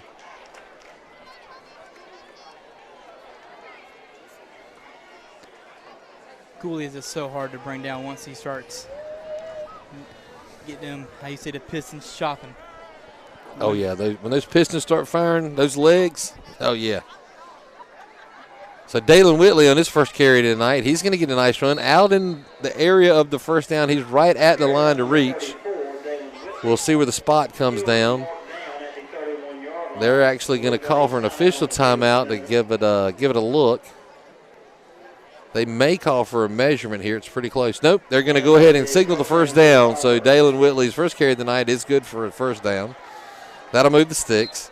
It'll be 1st and 10 from the Hunt 31-yard line as the third quarter winds and comes down to an end. And we'll change ends of the field with Southern Nash leading by a score of 34-6 over the Hunt Warriors as we go into the fourth quarter. Once again, to finish off some of the sponsors that we were talking about, upcoming sponsors, Walters Team Realty, Low Country Clothing Co., who will be sponsoring next week's game against Rocky Mount. We also have, and I'm trying to say them last because I'm really hungry right now, but I can't stand it. I got to go ahead and say it. Bojangles and Smithfield's Chicken and Barbecue. I haven't had dinner tonight. And, yes, I've just talked about the Hush Puppies. Also here in Wilson Molding Machine. Southern Bank, who sponsored our game last week against Northern Nash. Bottoms Insurance in Rocky Mount for all your insurance needs. Also Oldham Motors and Pilot. They invite everybody to come out for a test drive. And just mention to any of these folks, when you visit them, say, hey, I heard you guys sponsoring Southern Nash football on the Southern Nash News and Tarboro Sports Network live stream. I don't know if it'll get you any discount, but it sure be nice to let them hear your appreciation and your thanks for supporting our young men in our high school. So please visit your sponsors. Also, Vandermark Farms, who has turned into one of our big sponsors. Quentin Cooley, sorry to cut off on the sponsors there, but he has another nice run. It's like a gain of about 7 or 8 on the play. We're going to call that 8, bring up 2nd and 2. Vandermark Farms, who has turned into a big sponsor for us. And I'm still holding to know if I can announce any playoff sponsorships. Are we at a point now that we can announce playoff sponsorships? So the first round of the playoffs, I'm pleased to announce, will be sponsored by Vandermark Farms. They sponsored our Northside Jacksonville game, and we are very pleased to have them back to sponsor the first round of the playoffs. Once again, as I mentioned a little earlier, if the playoffs were to happen this week, Southern would be the #1 overall seed in the East, which we would enjoy 4 home games should we continue our winning efforts. So Southern Nash now down inside the red zone as they're first and goal from the 8-yard line. Matt Foster's going to pull this back and keep it himself. He's going to run into a big wall, and he's going to be brought down. Forward momentum may give him a few yards. We'll wait and see where the spot is. They're going to give him a couple. Be 2nd and goal from about the 6-yard line after a couple-yard gain there by Matt Foster. And I always do, mentioning sponsors, I like to always talk about All-Star Apparel, my buddy Roger White, who has really helped not only with the Southern Nash News apparel, but as well as he helps with Southern Nash Babe Ruth. The baseball team, he's done a lot of shirts for me as far as for the company that I work for outside of Southern Nash. He's a big supporter of Southern, a big supporter of our local schools, even other than Southern Nash. So if you've got printing needs, he can print pretty much anything. It doesn't have to be shirts or hats. It can be mugs, and he does umbrellas and all kinds of stuff. I know he did some teacher gifts for Southern Nash with Principal Mr. Scott, was giving out to his teachers. He did some umbrellas earlier this year in the return to school. So Southern Nash now with 3rd and goal from the 2. It's going to be pitched out to Quentin. He's going to be stuffed in the backfield. There's going to be a loss on this play, actually. That's going to bring up 4th down, as there are several players slow to get up from that pile. One of them is not Quentin Cooley. It's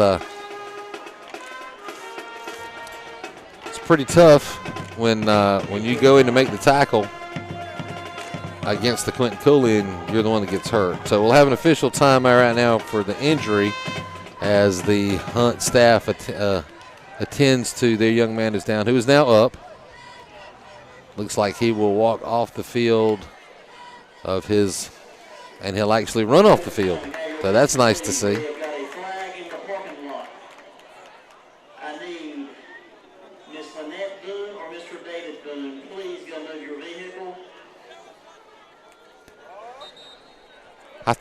I just heard the announcement. I thought he said a fire in the parking lot. I was like, what? So, no, I think he's got someone parked illegally. So, thank goodness that wasn't it. So, as we're waiting to get play back underway here, it'll be 4th and goal.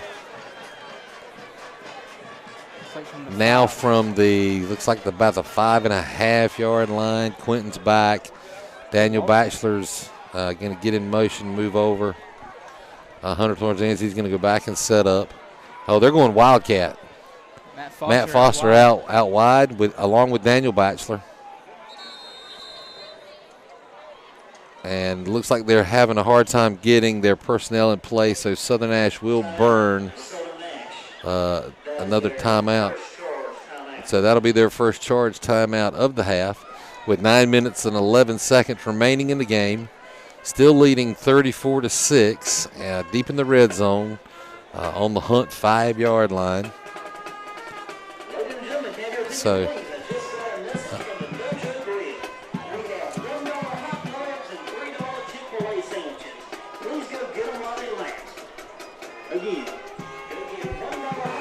oh, wow. And I'm sitting here hungry thinking about Bojangles and Smithfield, and I'm sure a lot of people can hear in my headset the announcer just announcing discount prices at the Mojo Grill here at Hunt High School. Oh, buddy. Oh, man. It's tough to be a fat guy that has not had dinner. I've kind of made a tradition not to have that. Go to Bojangles before every game now. And that's what I'm kind of waiting for. I want to. There's a Bojangles like right up the street. And Smithfield's Chicken and Barbecue's not that far away either, so I get to pick. Matt Foster on a roll around. He's got Hunter Thorne wide open for a touchdown. First touchdown pass of the evening. Matt Foster connects with Hunter Thorne on the 6-yard touchdown pass as Southern Nash extends their margin by a score of 40-6, the 34-point lead, with 9 minutes and 6 seconds remaining in the game. Evan Barnes back on to attempt PAT. They've struggled. Horrigan with the hold and the snap has been a problem. They've missed 3 tonight, actually. This one looks clean, and it's way good all the way back to the track. So after the PAT, Southern Nash leads over the Hunt Warriors by a score of 41-6.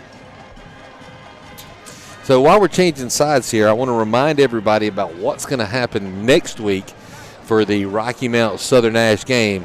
As those of you that have been following know, Rocky Mount had asked that we do not live stream the game because of their ticket sales. They would like for us not to live stream. However, we will be there.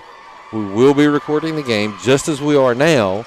There'll be commentary. There'll be the sideline camps. Everything will happen just the same. We just won't be able to see it live. As soon as the game ends, whatever time that may be, we will be able to push a button and play the game in its entirety.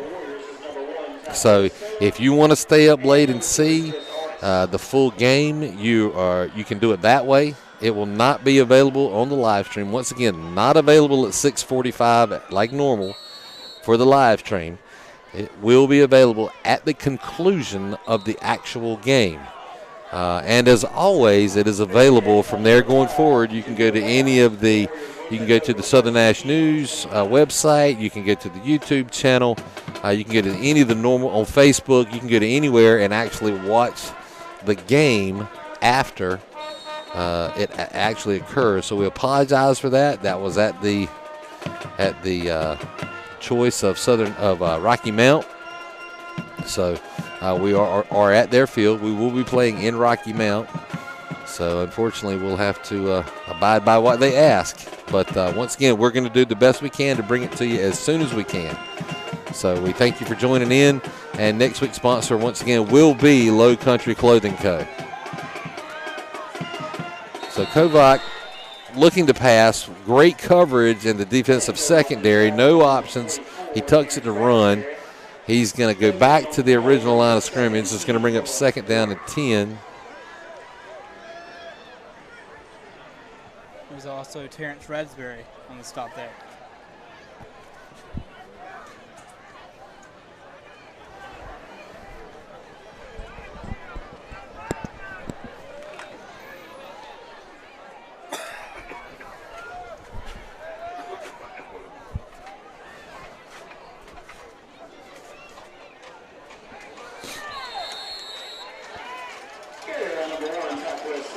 So another carry and another stop by Luke Coble.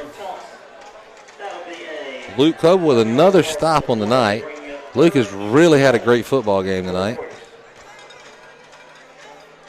Looks like number 1 for Hunt having a little pain there. That was Tyquez Taylor. He had left the game in the second quarter for about a drive. working with the trainer. The injury might be popping back up again.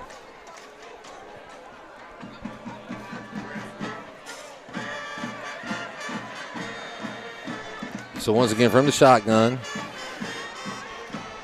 Very close to a play clock violation. It's intercepted. Intercepted by Jackson Vick. He's going to take it back. He's going to cut back upfield. He's still on his feet. He's being drugged. He's still on his feet. He's finally going to be brought down at the 1 yard line. What a play. Had a little help there from Jackson looked like he was getting ready to go down, and Cameron Thompson looked like he was picking him up to carry him and kind of keep him on his feet. They almost went into the end zone with that play. They're actually going to show him down on the 2. So a big defensive play there. First interception of the night for Southern. Jackson Vick, who has already scored a touchdown this evening and had a great defensive stop earlier in the end zone to break up a touchdown play. So that puts Jackson Vick right up there in the running for defensive player of the game. I might be having to recognize multiple players because they've all contributed in a different way tonight. So another handoff to Quentin Cooley here, who's going to power through the middle, and he's going to take it into the end zone for his 3rd touchdown of the evening. 2-yard run by Quentin Cooley for 6. So with 7 minutes and 16 seconds remaining in the game, Southern extends their lead yet again. Now leading by 41 with the PAT upcoming. Ladies and gentlemen, please go ahead and get your 50-50 raffle tickets ready. So had a successful kick on the last attempt. Snap and hold looked good. And once again, he splits the uprights with a lot of room. So it's good. So once again, with 7 minutes and 16 seconds remaining in the game, Southern Nash Firebirds lead the Hunt Warriors by a score of 48-6. 6, 7, 9. Please come to the press box to win your prize of $89. Wait a minute, let me make sure that's me. What was it? 6, 7, 9? That's me. I happen to be standing here by who won the 50-50 drawing, and so there's a little excitement going on right here. Unfortunately, it's not me. I never win those either.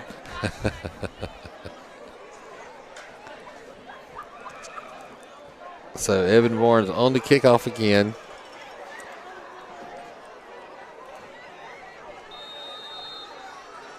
This will be a squib kick up the middle. It's fielded cleanly by Hunt. Caught from behind and tackled.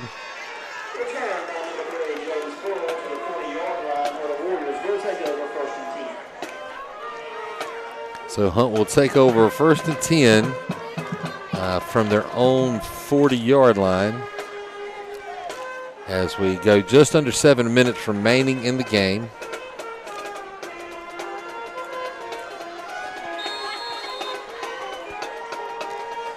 So I'm going to go ahead now. I think we're far enough along in the game here. The impact has been made. I'm going to go ahead and name offensive and defensive players of the game. And I'm very happy to announce that I think it's unanimous that tonight's offensive player of the game is Matt Foster. With the two big completions, including a touchdown, as well as the 90-yard touchdown run. Matt Foster will be named the Southern Nash's offensive player of the game. As far as the defensive player of the game, we've had different contributions from different places.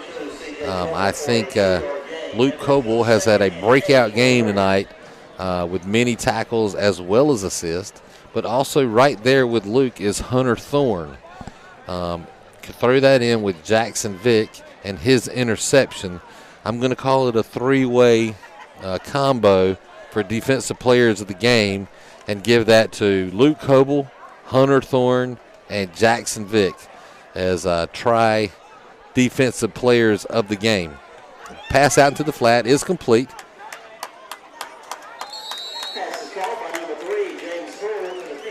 So that tackle, that's number 8. So I'm going to have to lean on Nick. Like I said, I can't get my notes in front of me tonight for us. That's Xavier Smith, as he's getting a little play time tonight, which is good to see, as we're starting to see some substitutions in the game. Kobach back once again with the handoff. It's going to be a decent run. It's like a gain of about 6 on the play, 5 or 6.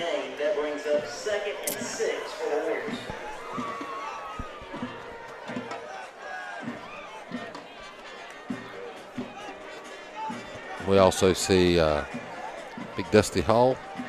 He's going to check in and check right back out. Dusty is a freshman who has been playing some varsity football and made some very good contributions. He is definitely one of the stronger linemen on the JV squad. It's good to see this young talent stepping up and making their presence known and contributing not only on the JV squad as well, but as varsity. So nice to see that Foster is grooming those young men to be ready to keep this winning tradition going forward.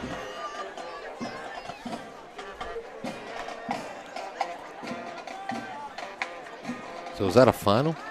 No, it's 8 minutes to go. So with 8 minutes to go in the Fike Rocky Mount game, Fike still leads 7-0. Hunt with a breakaway run, number 22.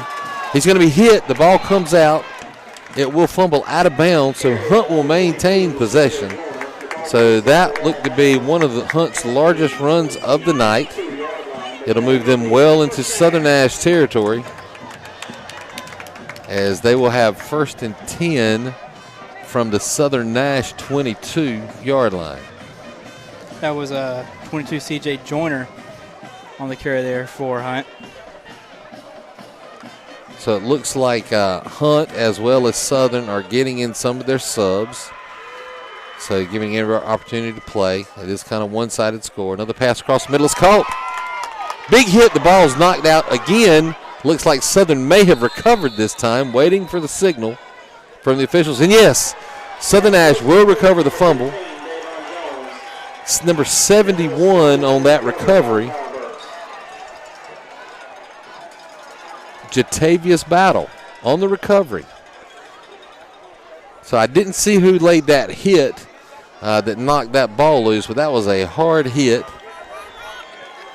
These are some of the underclassmen, some of the second string that are in playing right now. So a big play for these guys to come in and get a turnover well inside the red zone and defend against the score. So Southern Nash takes over 1st and 10 from their own 10-yard line. Matt Foster back under center.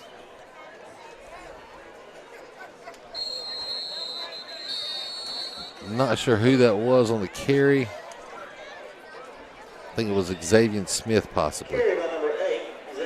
Yes, that was Xavier Smith on the carry.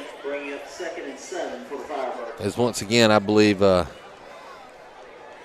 Quentin is going to be sitting for tonight. He's done, as we have 1 minute and 40 seconds remaining in the game. Southern sitting comfortably on top, score 48-6.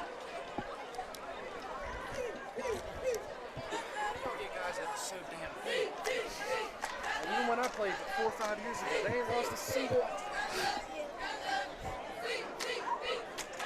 So a quick pitch out to McClaston, who's going to swing it around the ends. A small gain on the play. He's going to bring up 3rd and 6 for the Firebirds as we approach the 1 minute mark remaining in the game. So as we wind down, we'll remind you once again, we are sponsored tonight by Barton College. We appreciate their sponsorship and once again encourage all you juniors and seniors that are getting ready to look for where you want to start your adult life and your professional training, and give Barton College a look and see.